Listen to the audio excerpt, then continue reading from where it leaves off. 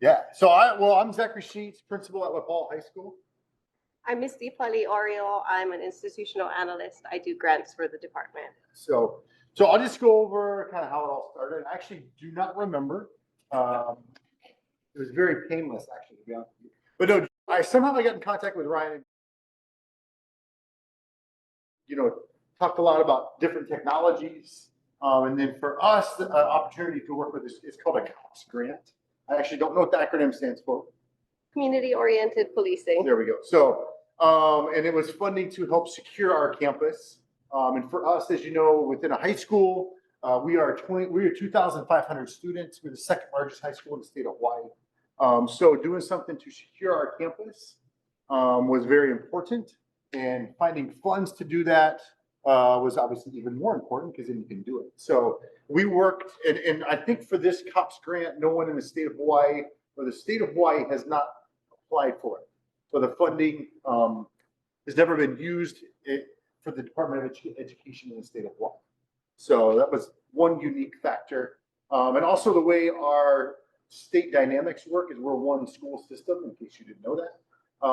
And the funds actually go to a school district.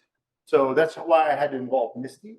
And then luckily I was a principal for kids at elementary, my previous school. So when I reached out to Misty, she was able to work it out with us. And then, so we came up with some ideas, and really it was a pain. I'm being honest. They were very helpful. All the technical sides, we had meetings that were set up where we just gave the data that was needed. And so we got a team from the school that gave data that was needed, and the grant writers did the rest. Funding for the grant writer was through Misty, so thank you, Misty. And really it was just meeting a couple times. I don't even know how many times we met, maybe 4 or 5 times, and to make sure everything was finalized. And then we worked with Michael. Where's Michael? To get the product and the cost kind of laid out. But all those details were done with the help of Mike and Misty, and it was very pretty seamless process for us, to be honest. So we're still waiting to see if we get it. But we looked at doing perimeter fencing to really make it look a little bit nicer. And then we have a back area on our campus that some individuals hang out at that we do not wish them to come on campus. I guess I could say it that way. So we wanted something that was a little more secure and durable than what we have now. And then there's other systems that we might look at, like vape detection and things of that nature that we kind of threw in there at the end. But yeah, it's a pretty painless process. I don't know, Misty, you want to add anything? No, just on my side, so we have the funding. My office is the Policy, Innovation, Planning, and Evaluation branch of the Department of Education under our strategy office. And one of the things that we do is we try to get schools and offices to apply for federal funding, right? We were able to provide him money for a grant writer, but I don't know where to start looking for the right grant writer. That's where LDA came in. So I met with LDA. They were able to give me a list of recommended grant writers who specialized in that grant. So not only did he write the grant, but he kind of advised us along the way. This, sounds like something that would have a better chance of getting funding. We should frame it this way. And then they really just, like he said, we met 1 hour a week with the school staff. Everything else got done by the grant writer that, he was so competent, his team, that even for me, it was a very painless process. I need to get superintendent's approval, and, he was able to write the grant in record time, and I was able to get the approvals. He knows how it goes trying to get signatures. Because I don't know if you're like me, when you hear grant, you just think of like a lot of strings attached. And I already kind of wanted to change it. So he does. Luckily, I asked them today, and they're like, "Oh, we have people to do that." No, I'm just kidding. But there's only certain things you can do, but still, like, even now along the way, and I know with grants, it's like you have to expend the funds for exactly what you said. So with that whole process, I think they're going to help us out with that as well, to make sure like reports that are needed are completed, and we do all that, because I can't do it, but I'm not going to be able to do that. So have them support and Misty's help and LD. And what we really need is schools who are interested in trying to go after grants. You know, might seem obvious that everyone would want a grant, but that's not the case, right? It's difficult. It's additional work for folks who are already overworked. But I swear we make it easy. Are you guys, even with other states, we go and apply and get, there's X amount of money, it's federal money. So I guess you did either. We are, and because we've never applied, I would imagine we sort of have a better chance, right? All these other states have been able to pull down millions and millions of dollars, and Hawaii hasn't. So just for parity's sake, we're due some money. Yeah. This applies to private schools as well. For the COPS grant, I believe that is, So yeah, thank you. this particular grant, private schools are not eligible, but there are other programs that private schools are eligible for that would do some similar things. In addition to Misty's point and Zach's point, there are resources that would hopefully, today we can talk about, connect you with, that can do that exploration with you to talk through what your options are, depending on what type of organization you are, what you might be qualified to apply. What can I ask? No, we're not great for that. That's. Yeah, because even with like with that type of thing, we the DOE for us, even though we went through this process, like when we received the funds, we still have to go through the procurement process and all the rules that are still in place, obviously. So, but there was a lot of ideas for grants that could have been another possibility, but we decided to go with the COPS grant. But there's a lot of avenues for funding that I didn't really realize. And then Misty, even though Misty's in our own department, like she works with a lot of grants that I didn't even realize as well. So, but security was one of them, but we already had that project going. So we didn't go down that avenue. I think she had a question. I think that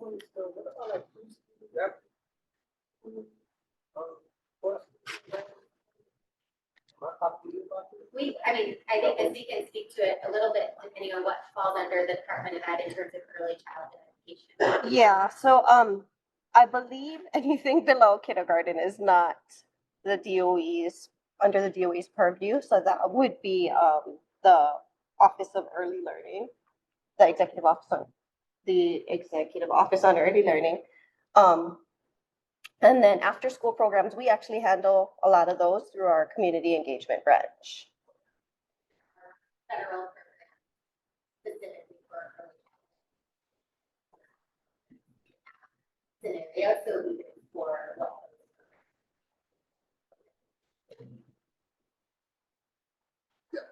Yeah, it's two-parter. What's the timeline kind of look like in terms of awarding and spending the money by? What does that look like? And then, if and when awarded the grant, will you go through like an RFI, RFP process to procure particular vendors? For the school safety grant in particular, it's a 3-year project term. We have to go through state procurement. That's a federal requirement as well as a state requirement. And anytime the federal government gives money, we have to procure it using whatever procurement regulations there are in place. So we will utilize some procurement method that the state is okay with. Initial application of the session. That your school I think the school district for sure. Like I think that's Misty's role would be to find those partners within the DOE. Like I don't want to just. I mean, maybe I could. But I don't want to take all the funds, or all the grants. But that's why we try to. She's been pretty good about finding certain schools where maybe we could pilot certain things. But yeah. But for me personally, and like for our school, yeah, it opened up my eyes to like different possibilities with grants. I didn't realize there was that much money out there for certain like I guess, advancing certain causes and such. Yeah, it was really eye-opening for me. And I think overall, when I first heard of school safety funding, I thought it was for schools in Chicago where they have all this violence. But really, Yeah, that's right. there are safety there are safety needs across our state that we don't realize are covered by these grants. You know, it's not just for metal detectors in cafeterias.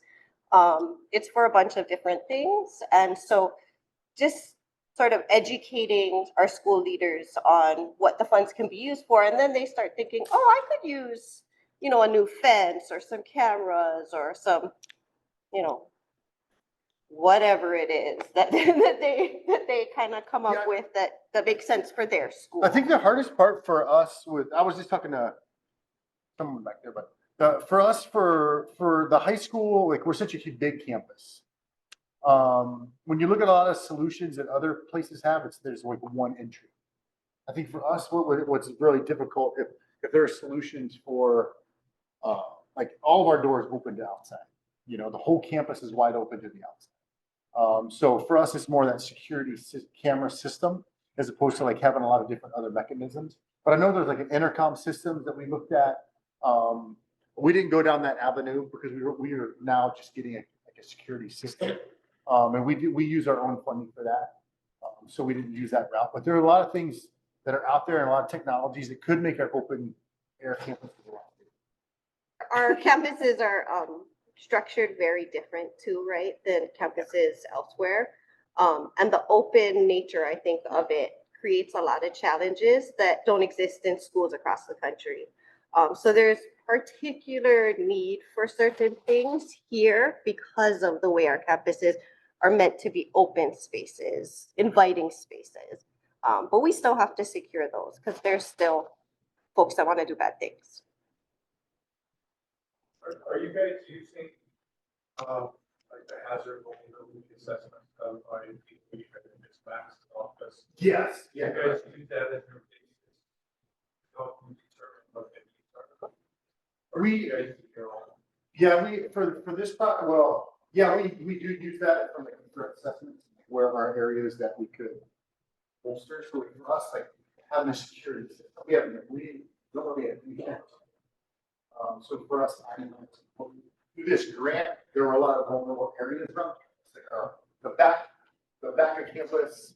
We call it the jungle. So for us to secure that area was very, very important, which is what the funding for this grant. So is that your starting point by using that HDA from DOE? Or do you bring a consultant? No, we use theirs, but for this, like, I think as a school, when you're there and you're seeing what areas to work on, it is just one kind of, this is, I think within the grant process, we kind of incorporated that. So we needed evidence of like, you know, things that we're doing to improve our campus. So we incorporated that, but we didn't use it to identify like, hey, we need this. So it can actually be used both ways. So for Waipahu's grant, we used it as justification for need, right? I'm working with a couple of other schools where we're starting with their threat assessments. We're saying, let's look at the vulnerabilities on your campus and let's address those through these grants. I think this one was a little different because he had this great idea that he needed to find funding for. And, you know, the school violence prevention grant was probably the closest fit for what he wanted to do. Where now that we have, you know, we've tried it, we understand the process, we can go to schools and use the vulnerability and threat assessments to help build our program. But like our perimeter is pretty open. So like that's noticeable on the first. Like there's no front gate. There's a front gate, but like there was no front. There's like a wide open gate in the front. We can just walk in. So just and it's a shorter fence. I think it's only 4 feet. So adding a taller fence, making it look nicer. You should see that. Presumably, we're all here today because we're curious about grants and funding. And to Zach's point, you hear grant and it might seem overwhelming, confusing, more work that you're about to take on. And so hopefully the takeaway from today is that by connecting with groups like Brian and our organization, that to understand there are resources, there are people that specialize in finding these funding programs and figuring out what is the right fit for you. Hearing that specific example is so helpful. And to Misty's point, our goal is to sort of explain where there is funding, but more than that, it helps us to start having conversations, hearing about your specific needs. When you mentioned early childhood education, there are programs specifically for that. The very last thing we would ever encourage you to do is say, oh, well, this is the grant, so you have to try and figure out how to fit into this grant application. That's never the recipe for success. So our goal is to give you a little bit of understanding of there's lots of funding out there, but more as an invitation to engage with resources, people like Misty who are here to help connect you to resources and information. And then we kind of figure out where are the right funding sources for you, what you're trying to accomplish.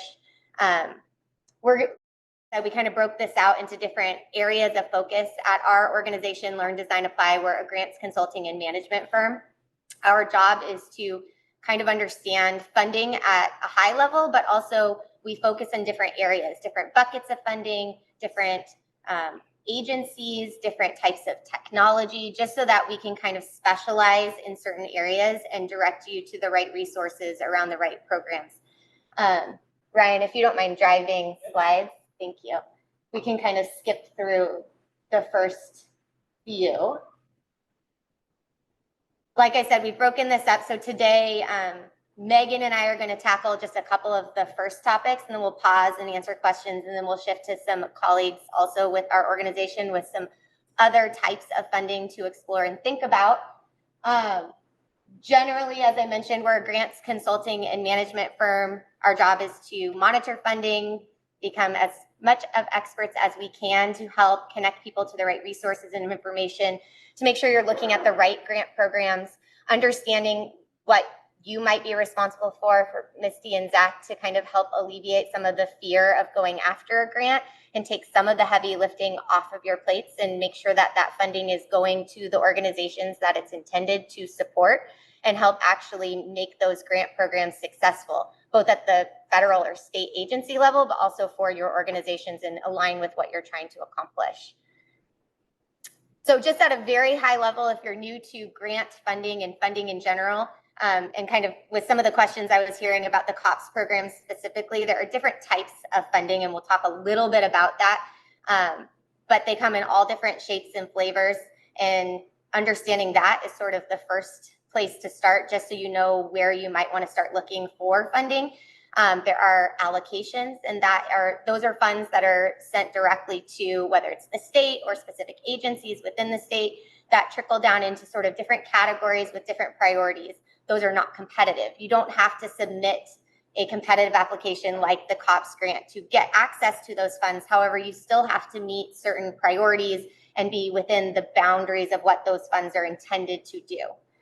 Then, as we're all familiar with stimulus funding, because we all just went through COVID together and saw a lot of those funds come through, even understanding how those are supposed to be used is kind of a different animal, in that you still have to use them for the purpose that they're designed for. They're still, in some cases, allocated, but there were also some competitive funds that came through those relief programs. So understanding that language, those requirements is important to note. And then discretionary funding is sort of that traditional grant. When you think of the word grant, you fill out an application, you wait to find out if you're funded, and somebody's question earlier, you're competing, whether it's across the country, across a region, across the state. You're kind of seeing how your grant compares to others, and if you're at the top of whatever their scoring matrix is, you in theory get funded. So those are kind of just at a very high level. Here's what the different buckets of funding look like. We have a little saying at our company that says, we always kind of say projects, not products.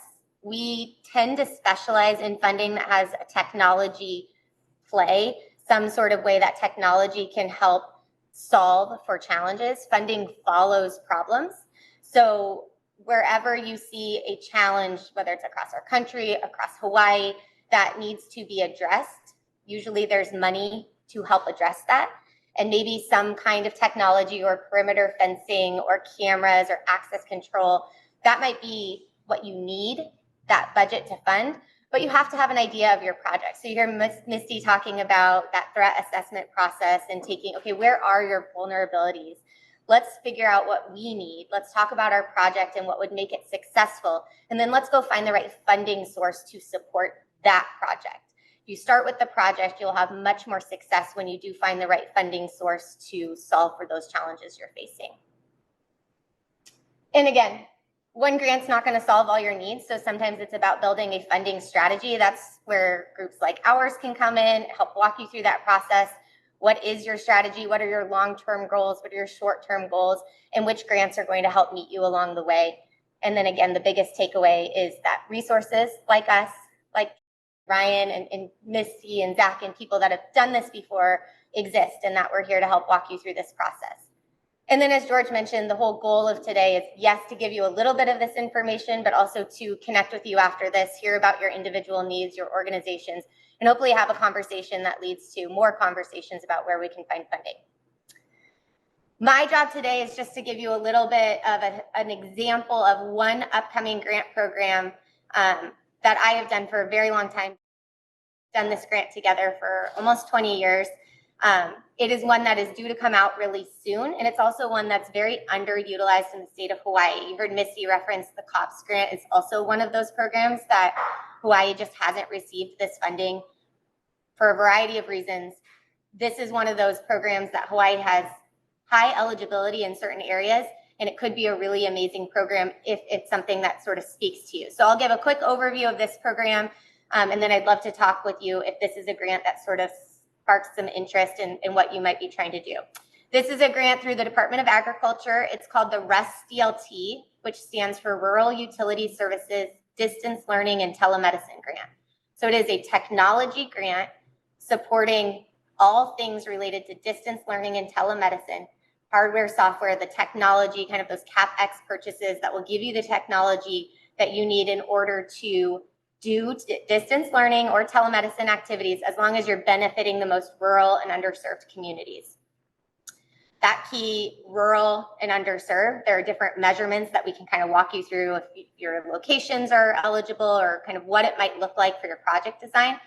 But one thing I just want to sort of emphasize, distance learning can mean all kinds of things. It doesn't just mean K-12 schools or higher education. It can mean firefighter training. It can mean workforce development training initiatives between community colleges and industry employers that want to kind of build up a specific workforce, or healthcare providers that are also working with healthcare professions, education's programming. So distance learning really means education. It could be anything related to education as long as you're serving a rural and underserved community by way of technology.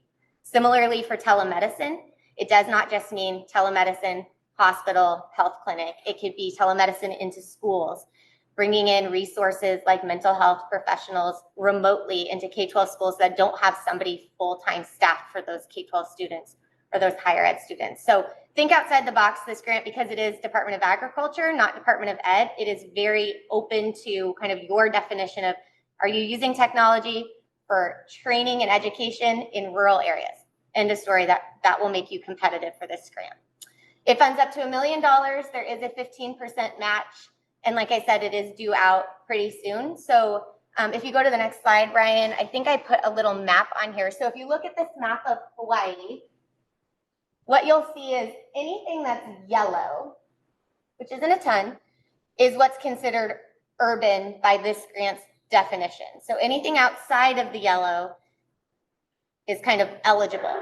That is not to say that if you are in the yellow, like we are here in Honolulu, you could not be that applicant or that hub where maybe you have resources like more of the healthcare professionals or more of the instructors, and you want to do outreach to some of the non-yellow areas.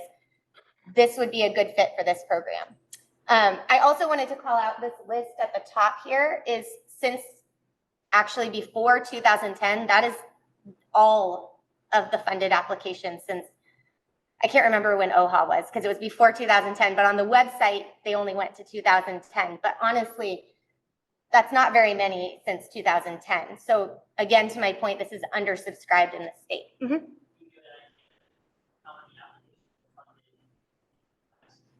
Oh my God. I can't. I will say anywhere from probably about 100, 80 to 100 are probably funded in the last few years across the country. That's probably about right. Fewer in probably 5 years prior, just because there was less total funding available.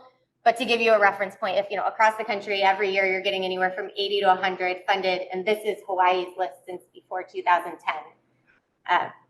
So there's a lot that you could do. If this grant sort of speaks to you, some of the details I shared about what it could do, if it's something of interest, it's definitely, to Misty's point, when you're undersubscribed in a program, it's usually something that you can use to your advantage in an application. So again, my job here was just to kind of give you a little bit of a highlight on this particular grant, but the bigger picture too is, again, and you'll hear from Megan about some of the other funding that's available, is there is so much funding, and it's usually designed for a very specific purpose. And so the more we know about what you're trying to do, what you're trying to accomplish, who you're trying to reach and serve, the more we can help finding the correct funding sources for you to pursue and how to do that.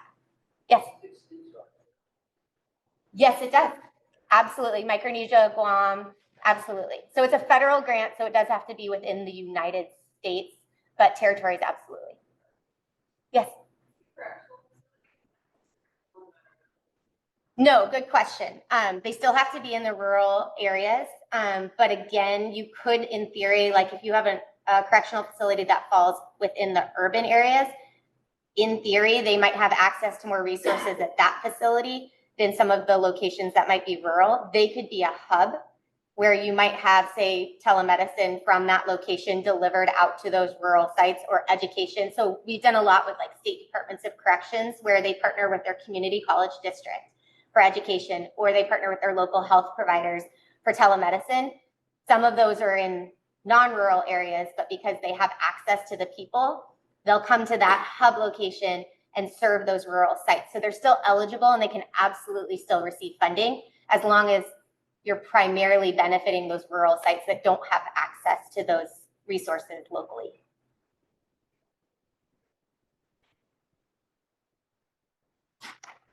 I think we'll move on to digital equity and broad. Oh, this is just sort of a visual. I'm not going to read all of these, but this is just, again, an example of some of the other funding programs. These are the ones that really speak to Hawaii specifically. There are lots and lots of programs like Misty and Zach talked about under school safety that are large federal programs.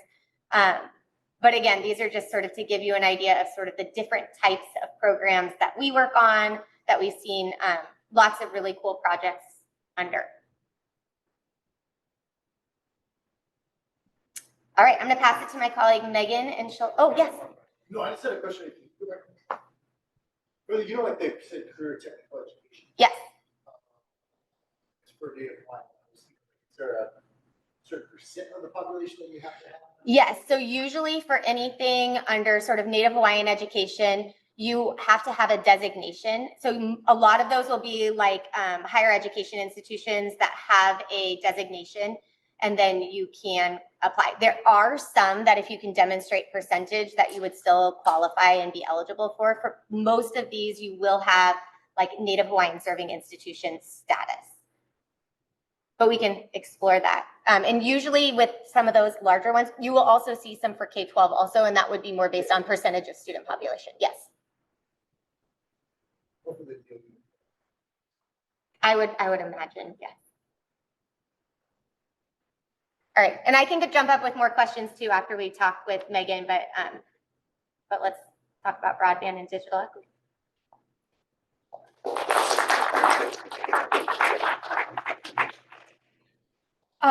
I'm going to echo, I think, what everyone has said, and thank you all for coming.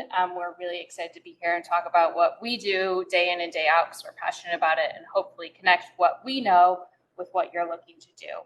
I am Megan. I am our Director of Broadband Programs. So everything that you're going to hear discussed today can't happen without the work that myself and my team and many of you are doing, right? These technologies can't work if you don't have connectivity. And this has been obviously recognized by everyone in the federal government. And so we had in 2021 the Infrastructure Investment and Jobs Act. which gave $42 billion to the NTIA, the National Telecommunications Information Agency, to distribute to the states to build broadband infrastructure into areas that don't have it. They have done this by dividing up in a very long, complicated formula how much each state gets. And so there's a lot of steps for this before the states can even get their money. So what we've listed here for Hawaii has been allocated almost $150 million to build broadband in the state. To get there, there's these steps. So a 5-year action plan, this has been completed. So you can find this online. The state has published their 5-year action plan. This outlines in 5 years what they're hoping to achieve in terms of digital equity and in terms of connectivity. The next step are these initial proposals. So initial proposal volume 1, that has currently been submitted to the NTIA. NTIA is taking a look through it. They'll give some feedback to the state, and then the state is going to open it for public comment. So both of these volume 1 and the volume 2 need to be approved by NTIA, and they need to be open for public comment. So I absolutely encourage everyone to take a look when these come out. Sometimes they're long, but they do provide, the summary on the first page. But it's a lot of what's going to be prioritized, right? And so people in the community, everyone here, you guys know a lot of these priorities. So the state wants your feedback. They've been doing a lot of outreach for the past year. They've been having a lot of in-person meetings, a lot of virtual meetings. That's all part of these required steps. So once we get to this volume 2 submitted, there's a challenge process. This challenge process means the state is going to identify every unserved location and underserved location in the state. So unserved is an area that does not get 25 megabits over 3 megabits internet service. So when you're thinking anything really with DSL, you're not going to be getting that kind of service. Underserved is 100 megabits over 20 megabits. So even if you're getting that NTIA or that or below NTIA, you're not being served. The state is then taking further action and determinations. So I anticipate Hawaii will follow the lead and say that anything that is DSL is automatically underserved. So, historically, you've had a lot of very big providers that the cable companies come in and they challenge and they won't let people build internet into areas that really need it because they say they meet these requirements. And it's very old technology and it doesn't meet today's needs of internet. So we anticipate the state recognizing this. Again, it's going to be in those initial proposals. Once all of that is approved, the state will then get their $150 million and open it up to grants in the state. And so these grants will then be available for different kinds of entities to apply for to build broadband infrastructure. So if you go to the next slide, I made some things really small because they're not as unusual in terms of a broadband grant. Usually things that are eligible is construction, the building of internet, is doing the engineering plans of internet. But with this, there's some interesting things that have been included as eligible uses of funds. And so these are the ones that are in a bigger font that I want to point out. Obviously, a lot to do with cybersecurity. So this is, we know there's a lot of cyber incidents and the government is recognizing that, this is a big risk. And if we are investing in this kind of infrastructure, we should also invest in cybersecurity. So you can use funds from this for cybersecurity. You can use it for training for cybersecurity. You can use it for workforce development, for apprenticeships, community colleges, vocational training to lay broadband infrastructure. It's much more expansive than we have seen broadband programs in the past. So I highlighted these because it's very exciting that this is going to be an eligible use of these funds. It's not just construction. And this is the NTIA recognizing that it's not just broadband, right? The saying goes, they call it the BEAD funds.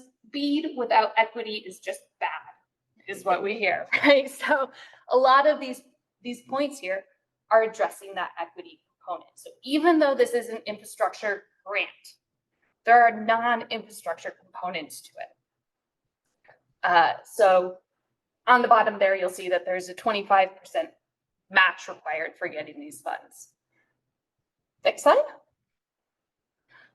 So the other part that came with this Infrastructure Investment and Jobs Act from 2021, within that was the Digital Equity Act. And so this digital equity money is also going to the NTIA, and they are going to have 3 uses for it.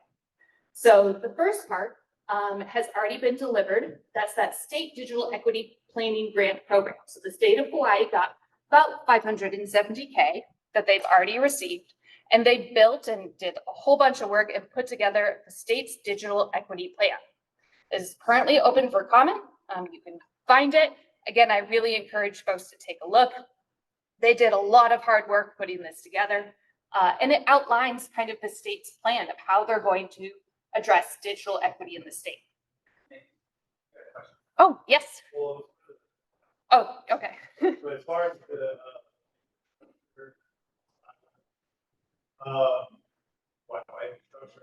do you anticipate being around?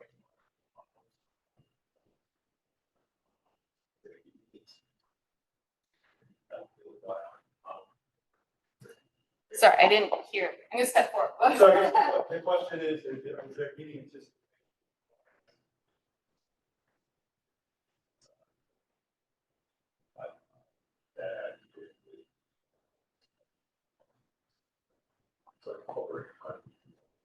Absolutely. I mean, if you have some sort of artificial intelligence that addresses any of that, it is eligible, right? So especially when we're talking cybersecurity, in the guidance right now, and of course the state is going to put together their own program, which will have a little more clarity, on what they consider. But right now, it's cybersecurity solutions.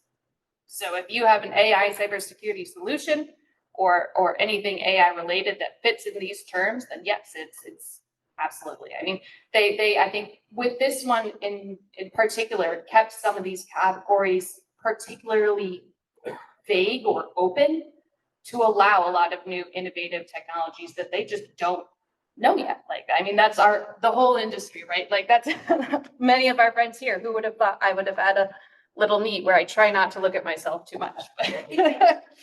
But yeah, so that absolutely could be eligible. So it's very broad. So anyway, we have the digital equity plan here, which again is open for public comment. The other 2 parts of this funding of the 2.75 billion, part of it, 1.44 billion, is going to the Digital Equity Capacity Building Grant Program. So this is also money that's going to go to the states. They have not yet released how much money each state is going to get. We know the formula, which has a bunch of percentages that compares percentages in Hawaii to percentages across the other states, and it's pretty complicated, but they are supposed to soon announce how much each state is going to get. These funds are then going to be used to open up grant programs. So it'll be a grant program run by the state for digital equity.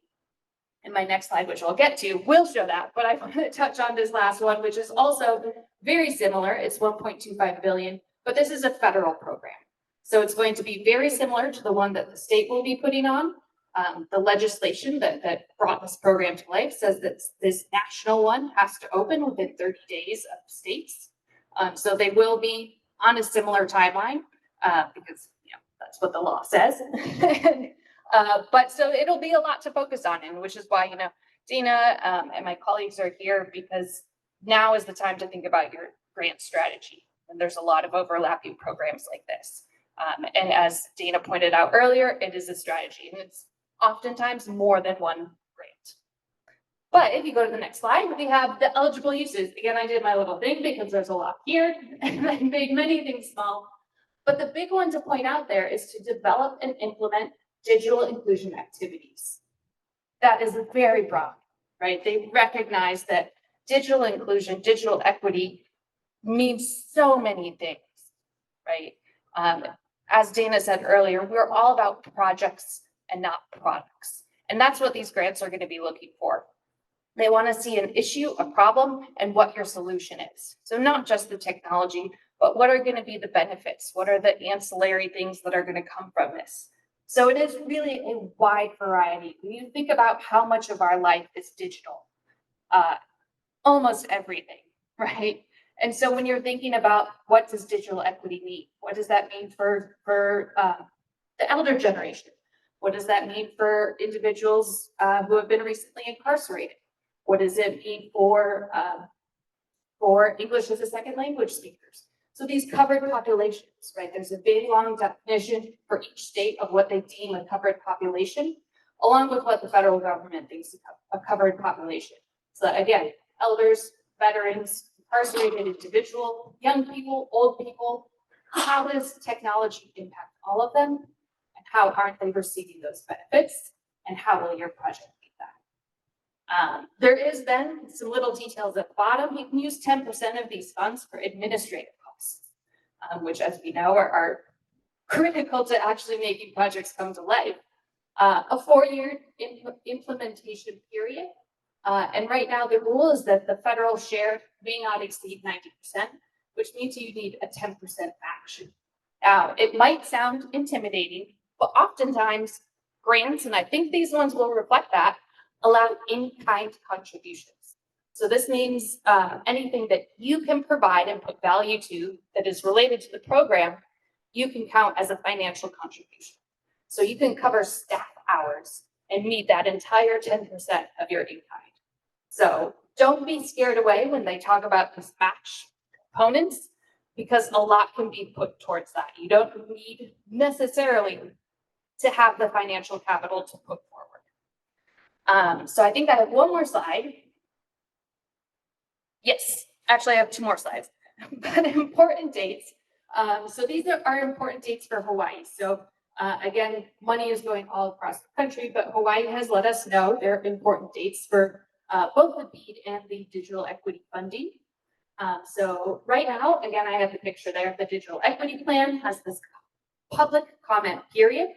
That'll be at the end of the month, it closes. So if you haven't yet submitted your comments, let them know. You can say, I support this great work.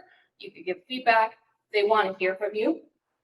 Then November 1st to the 30th, they are going to open that initial proposal that I talked about earlier. It's going to lay out all of their plans of how they're going to use their funds.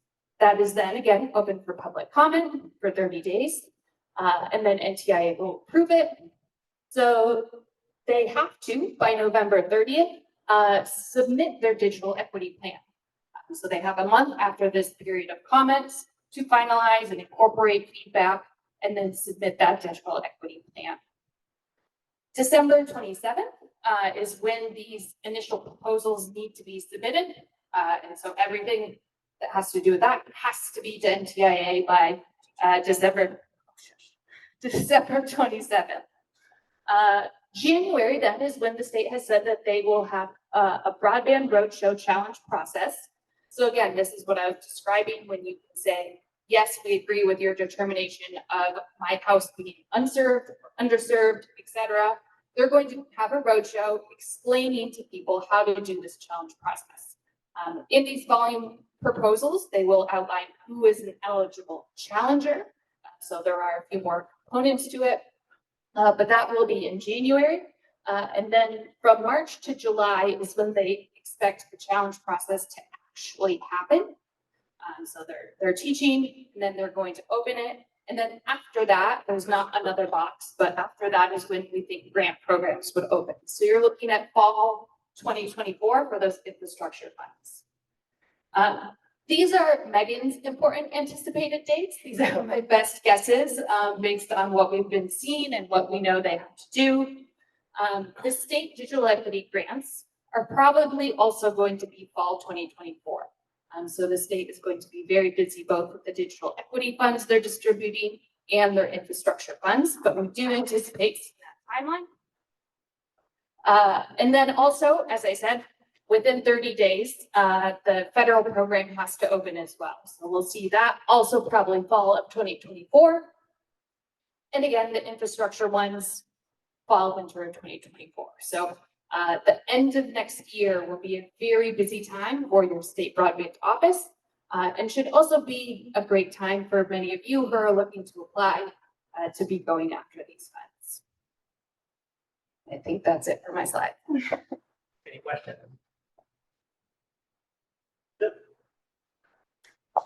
Great.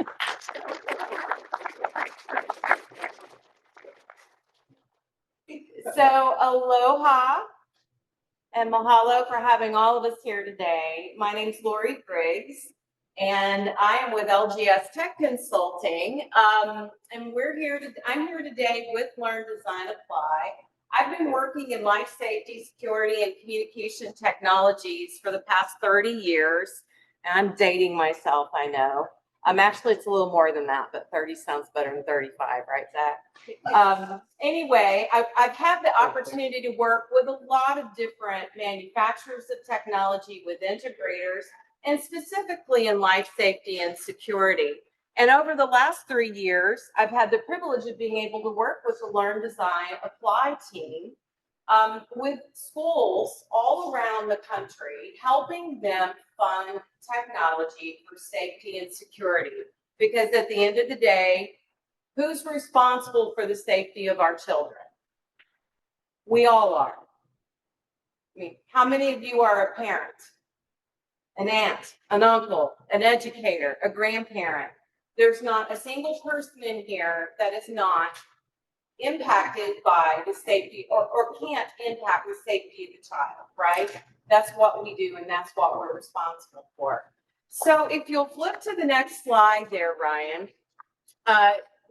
these are just a few things that we're going to take a look at, or I'm going to discuss with you today. The COPS grant is the one that I've been specifically very involved in with Learn, Design, Apply. So we'll talk a little bit about that. We're also going to talk a little bit about past, if it's something that you're not familiar with, you should be, as it pertains to safety and security. We're going to talk a little bit about those guidelines, the layered approach to security. What are some of the things that we do to help you build a successful application? And then we'll look at a particular case study. All right. So if you take a look, Congress passed the Student Teachers and Officers Prevention Program, the ACT, in 2018. This came after the horrific incident in Florida at Marjorie Stoneman High School. I think we've all heard about it. A lot of things changed in 2018 as it pertains to school safety and the federal government's attention. And specifically, we saw a lot of parent groups step up and form organizations that have now impacted a lot of laws and are trying to impact even more around the country. And, you know, we saw monies become available. And that second bullet shows you that this act is guaranteed to fund at least $75 million cumulatively through 2028. So as it pertains to the COPS SVPP, which we'll talk about in a second, the applications have to be submitted by a state, unit of local government, public agencies, public boards of education on behalf of K-12, right, to fund projects for safety and security in the K-12 space. So we could apply like what we did with Zach through the Board of Education, right? We could have the police department partnering with the school district that says, hey, we've been helping them with their threat assessments. We've identified all of these issues, and we want to apply on behalf of the school to get these monies to help the school district and this campus become more safe. So there's some leeway there. And you can go to the next slide, Ryan. So the COPS program in particular that we've been very successful with over the last 3 years will fund up to $500,000 for safety and security equipment. And it does require a 25% match. So the way the numbers fell out, you end up with about a $667,000 budget. And the goal is to increase school security on school grounds, evidence-based programs, technology. And I've listed here some of the technology that we've been successful in helping districts fund. Intercom, public address, access control, mass notification, panic buttons, digital sign, you name it, fencing. We helped, that was part of Zach's application. And it also will fund coordinating with local law enforcement there on that last bullet. Let's see. Okay, so I put this up and Zach, if you'll click one more time, that should animate for us a little bit, a little more interesting. I've had the opportunity over the past several years to work with a lot of experts in school safety, and Captain Schwade is one of them. She was a 20-year FBI agent, retired now, but she now helps districts and is quite the expert when it comes to, active shooting, threat situations. And this quote of hers, to me, is what it all boils down to. Safety isn't about the odds of whether it will happen. Safety is about being prepared if it does happen. And we can no longer live in a world where we think it won't happen to us, because we know things do happen all day, every day, in all corners of our world. And none of us like the feeling of not being prepared. I mean, right now I'm not prepared for Thanksgiving, and I've got a bunch of people that I'm going to be preparing for, and I'm starting to go, wow, I've got to get that, organized. We don't like not being prepared in the classroom when we're teaching children. We don't like our children going to school without preparing their homework. Why would we not be prepared from a safety perspective on the campuses where we're educating our most vulnerable population, right? Our children. So that moves me to PATH, the Partner Alliance for Safer Schools.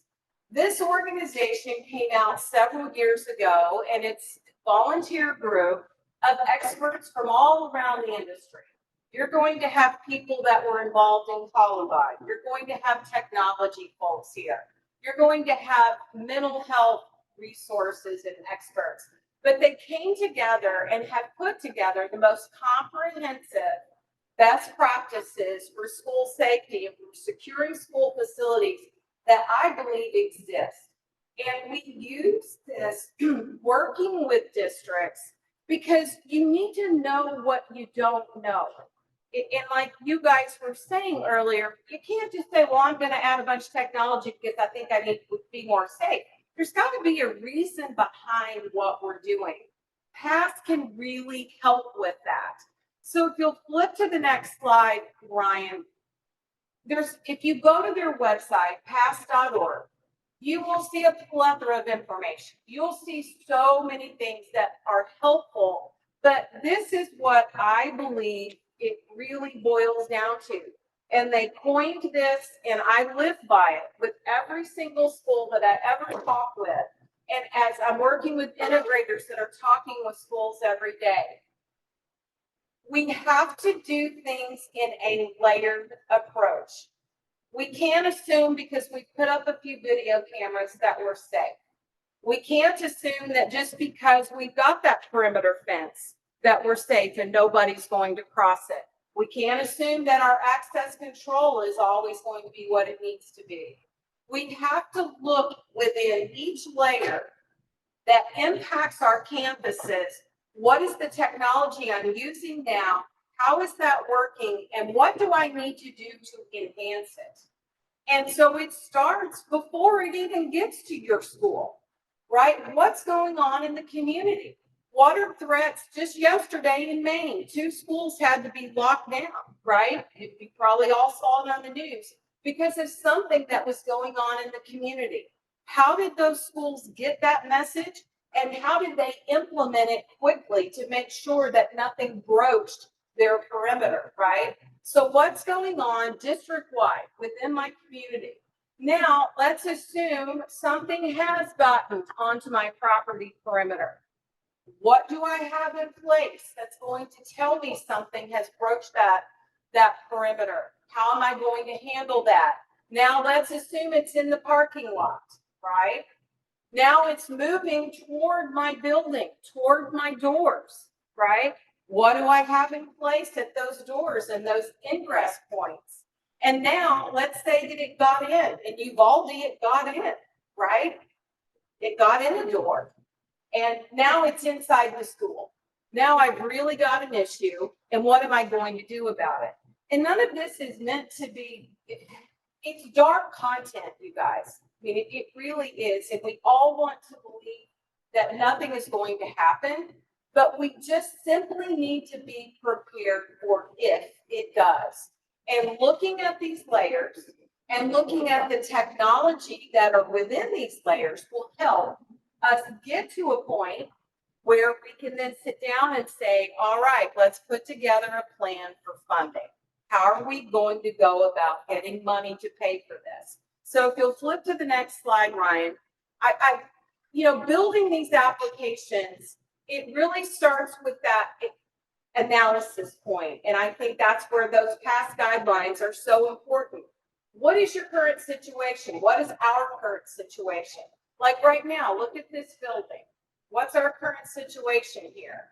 Well, we've got a locked door over there, but we don't have a locked door here, right? Just think and look at your surroundings and try to think about your current situation.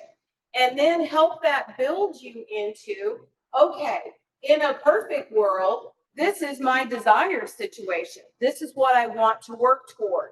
Now we've got to start articulating that, building our story around it.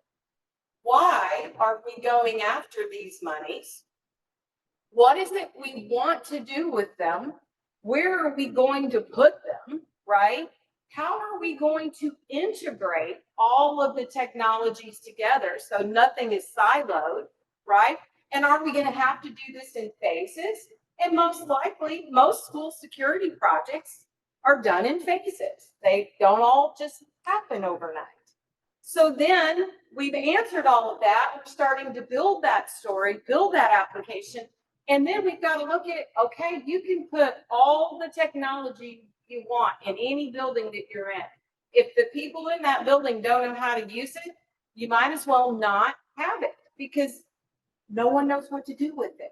So how are we going to train our population to use that technology? We're going to train, we're going to practice. We're going to retrain, we're going to practice again. We're going to evaluate, we're going to measure, we're going to continue to improve. And how are we going to do that and support it and sustain it? Because that's an important part of the application, right? It's what are you going to do with this? How's it going to work and how are you going to support it? And all of this goes, right, along with your threat assessments, your climate surveys, all of those things that help us build into that. So this is a particular case study, one we worked with in Tennessee. This particular district had 11 schools. They had some incidents. They had a gunman near campus that was obviously very disconcerting. They had a police chase in the neighborhood that was headed toward their campus, right? The fugitive was actively firing shots as it was moving toward a campus. At the same time, they were getting social media threats on their campus. So they had two things going on at once, plus the fact that this was kind of a rural area. And their response time for first responders could sometimes exceed 30 minutes. That's a problem. So all of that helped us build into, their current situation. We looked at, obviously, we work with, looking at threat assessments, site surveys, climate surveys, all of that goes into it. So then if you couple that with the fact their intercom and public address system didn't work in multiple areas. They had no outdoor coverage, all right? So they had no ability to do centralized lockdown. They really didn't have a good process for that. Their emergency messaging was done through an app on cell phones. Why is that problematic? Why is that problematic? Absolutely. Coverage issues. I just hit a dead spot. Oh, wait, where's my phone? Where did I leave it? My husband does it all the time. He can't ever find his phone. Where is it? Is it charged, right? And if I right now took every one of your cell numbers and sent you a message and told you we need to evacuate the building, would you all get it at the same time? No. It comes in, it throttles, right? Especially when you have a panic situation. So that was problematic. They had no signage to reinforce any of the messaging. What do you do for the child who can't hear? That's in the hallway when something's going on and they don't know that there's an emergency. No strobes, no signage. And there was no screening at entry points, no ingress screening. So a lot of things there that were not desirable. So what we tried to do was to pull together several technologies that would assist and get them to their desired situation. We did a upgrade on some of their public address systems are actually working okay. We were able to do some integrations. We were able to pull in video feeds. We got their mass notification, working seamlessly. So a lot of things we were able to do to help with that. And we made sure that all of those technologies were pulled together. They were working and playing together. Because if you've got video cameras and you've got an active situation on your campus and you can't live see what's going on, those video cameras are going to do one thing. What is that? Historical look. You're going to be able to look back at what happened. So pull all of that together, integrate your locking systems, make sure it's all playing together. So it kind of boils down to, in the group that I've worked with, and we've used in a lot of these grants, Telecor has coined this, and I actually took it from them. They're a public address and a mass notification provider. But they've kind of coined, you got to be able to initiate. You've got to be able to visualize, right? Get that message out there, and then you've got to know that that message was received. I just attended yesterday a presentation, an online presentation done by a guy actually out of Seattle. His name's Jesus Villahermosa. He's with Crisis Reality, and he's a 30-year veteran, a brilliant man, and he's spent a lot of time in school safety. And he actually, in this whole presentation, that first line was his. Communication is your first line of defense when anything happens. You've got to have that public address, mass notification, communication piece has to be solid, because otherwise, no one knows, or only a small group knows. And it all needs to be seamless. It needs to be pre-programmed. It needs to be, I have trained, in fact, yesterday, it was really surprising to me. The recommendation now is not just to have that one central command lockdown, it's actually to have multiple throughout your school. And there's actually schools that are now training children, school children, on what to do in the event there is an incident. How do you engage? That's kind of where we are. So anyway, I thought that this to me is very valuable, and it once again goes back to the layers. And Ryan, I think there's one more in there, and then I'm going to pass this over to Andy. So I just wanted to throw these up. You probably are aware of them, but if you're not, there are so many resources out there now to help with school safety and security, helping you with digital threat assessments, the mental health component, drug prevention. And I did a 3-day, there was actually, October is Safe Schools Month across the United States. So the second group, Safe and Sound Schools, was founded by Michelle Gay. She's a parent who lost a child in Sandy Hook, Connecticut, years ago. And she's taken something bad and tried to turn it around and help. And her organization is really spearheading a lot in this school safety arena. But they had a 3-day webinar series last week. And I listened to speakers from some of these groups, and I was totally overwhelmed with the information that they had. You can go online to these sites and pull down so much information. The Make Our Schools Safe is Alyssa's Law. It's a group that came out of Marjorie Stoneman.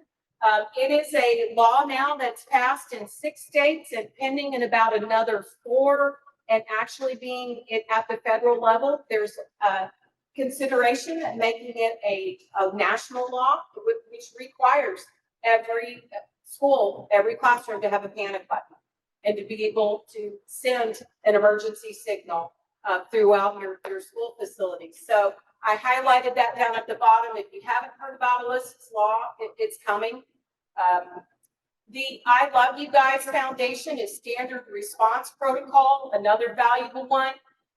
Tall Cop Says Stop. This person knows more about drug violence and intervention programs than anyone I've ever listened to. And one of the shocking takeaways from him is that the drugs that are threatening our children, even from as young as, second and third grade, many of them are bought in convenience stores that we pass all day, every day legally over the counter, and they're disguised and we just don't recognize it.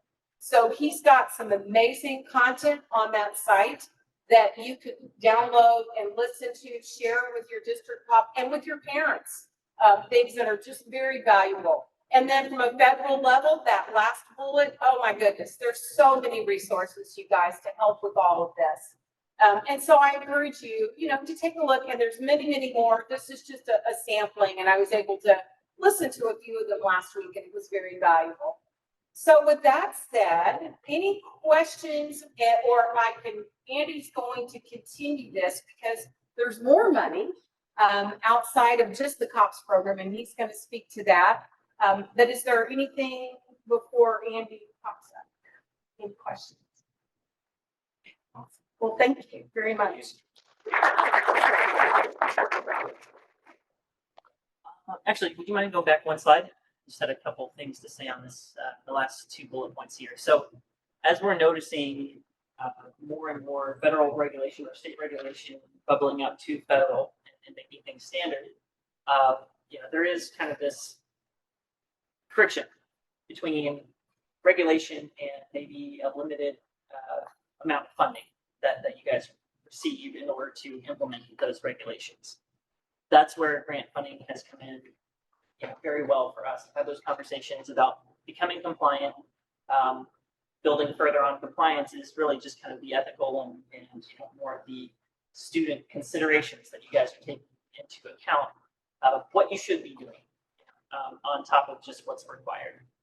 So it's just really something to keep in mind as these things become more federal law. There is this opportunity to look toward grant funding, and I'll mention later earmarks as a possibility of getting these items funded to maintain compliance and, of course, make your schools and other organizations safer. So this is the largest board I've ever presented against, so excuse me, it's just screening up here. You can see it. Oh, sure. That's my eyesight is not good enough for that. So looking at a really good complement to the COPS School Violence Prevention Program. This Stop School Violence grant was funded in tandem through that Stop School Violence Act of 2018. For the next 10 years or up until 2028, you can receive up to $1 million with 0% match to fund programs that are, again, just very good complements to the target hardening aspects of the school violence prevention program. This is looking more so at the programmatic efforts. So mental health, violence prevention from a support services and intervention teams, building better communication. There's some overlap with the COPS School Violence Prevention Program in the efficacy and ability to communicate with schools within your district, and then also with law enforcement and other first responders who might be able to prevent a situation from occurring or mitigate a situation as it is occurring. So what they really want to go for here is the development of intervention teams. So we've seen great success over the last couple of years of helping to develop those intervention teams, again, based on school district needs, but some common ones would be medical incidents, fights, got an active shooter should occur. Creating those personnel teams that really know exactly what to do, to contact, their responsibilities and roles, and what they're really assigned and promising to do in the event an incident like that occurs. That can also be for mental health crisis events. We'll allude to other funding opportunities that complement this one as well, and we'll see how this kind of continuum of funding is going to create this a bit of a spider web of funding that you guys can pull together and unlock potentially millions of dollars for your school districts or other organizations. So the key aspects here, again, just talking about complement to the school violence prevention program. This is for non-target targeting aspects. So you can include things like intercom systems, mass notification, back to the compliance opportunities here. If you have a multi-line phone system and need to upgrade it to something where you don't have to dial 9 in order to get out to be able to dial 911, that is something to consider. You can focus on the project, but move toward the products that would be able to allow you to maintain compliance there. And then lastly, looking at funds coordination for working with law enforcement in a more effective way. If you have a rocky relationship with your local law enforcement department, this could mend ties. This could better outline the roles and responsibilities and reaction times. Potentially also get additional personnel to support those conversations.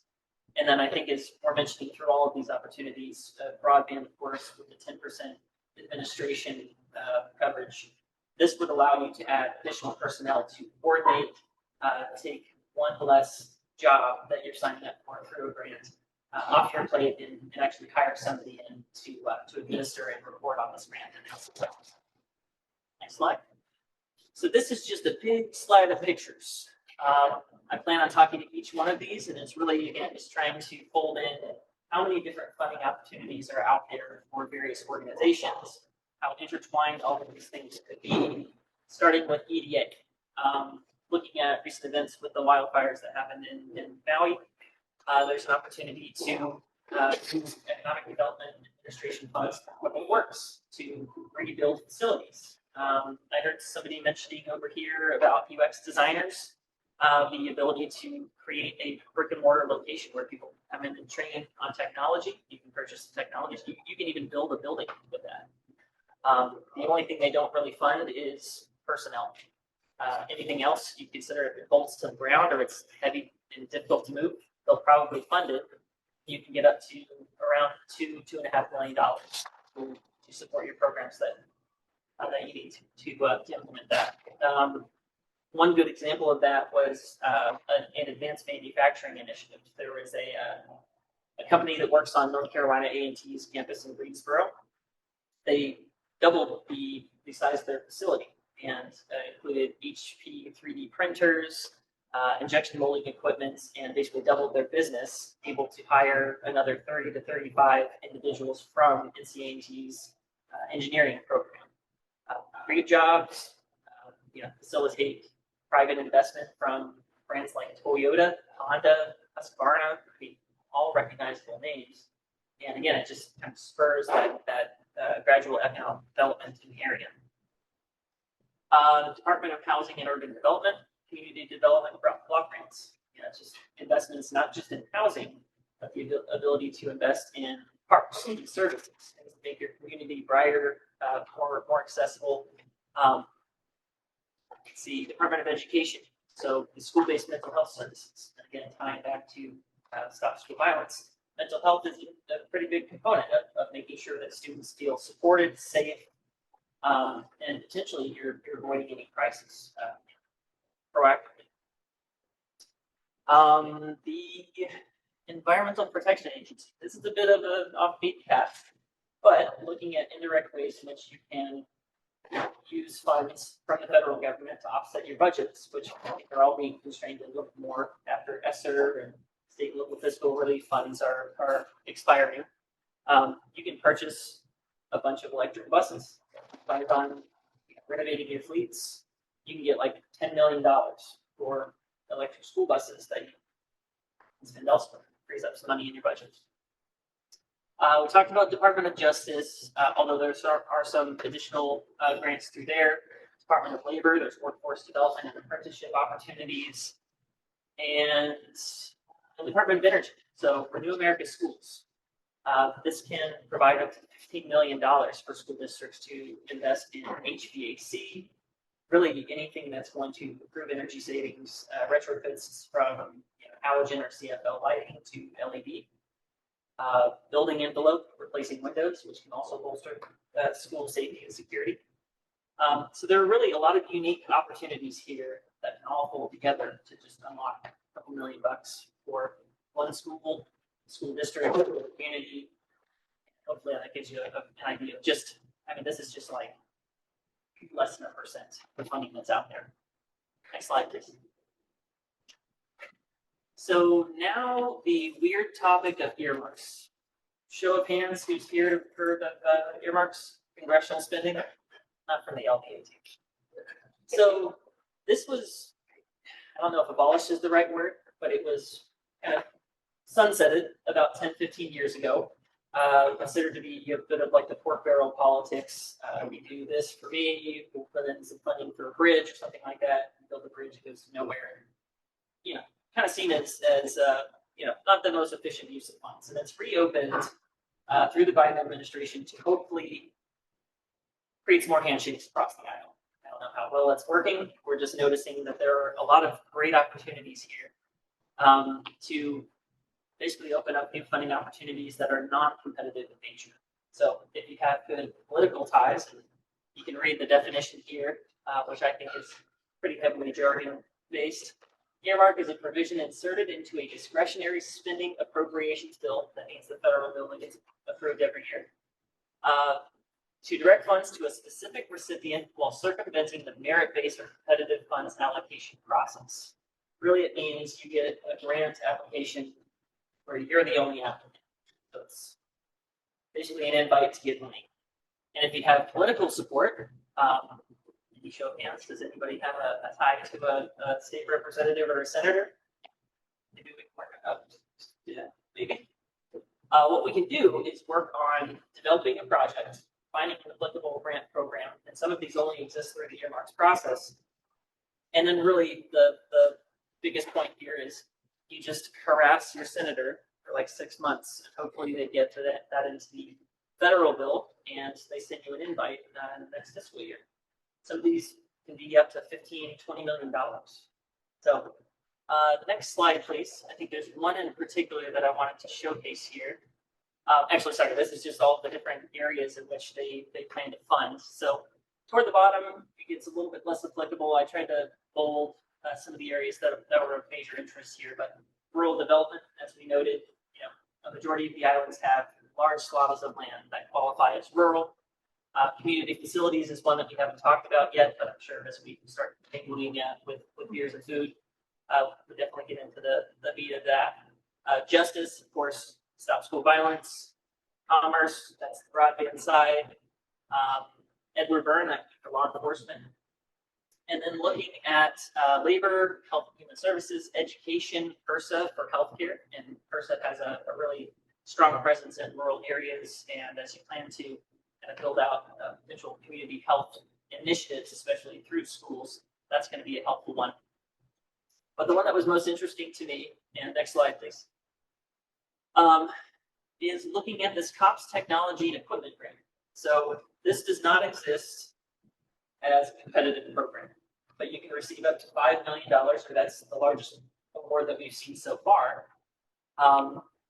potentially for a district or community-wide communication system. The reason I bring this up is looking at, I was watching the news about the Maui wildfires, and I thought this quote from a representative who was speaking was pretty applicable here.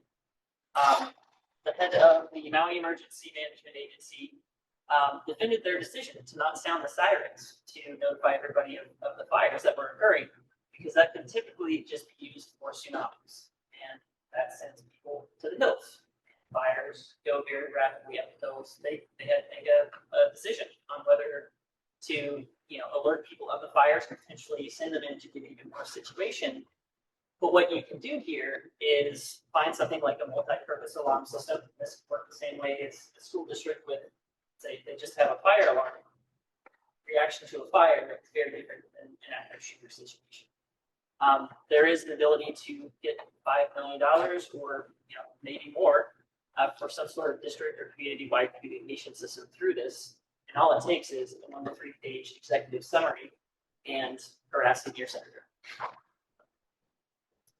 Next slide. I think the main point for earmarks is it's a team effort. I think getting your conversation started very quickly. This will start happening typically November, December timeframe for when you want to have your conversations and outreach to anybody with political weight, support, anybody who can get conversations started. And then just make sure you are prioritizing your needs. Your full list of stakeholders are listing 1 through infinity what you guys want to focus on. Hopefully those kind of align with one another. You can fit that into a single grant earmark request or potentially multiple. I think there's a lot of people in this room that will have conversations today about how they could work together, put something of merit and, potentially unlock quite a few $1 million. And just as we've been discussing, earmarks similar to grants, Hawaii has not really punched above their weight. So I think there's an opportunity to really kind of reach out, demonstrate that there's an opportunity here to kind of make good on the fair share that's due to Hawaii. And next slide. So this is really just an open invitation. We have business cards, materials that we printed out.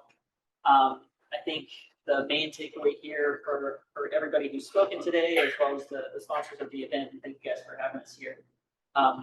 We're all open to help. We all know each other pretty well, and we pass you to the right person to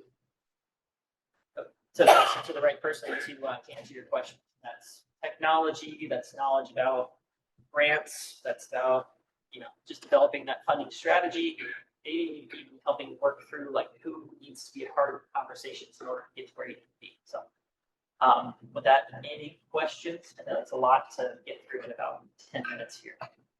Yep. I came in a little bit later. I don't know if you talked about SBIR grant funding.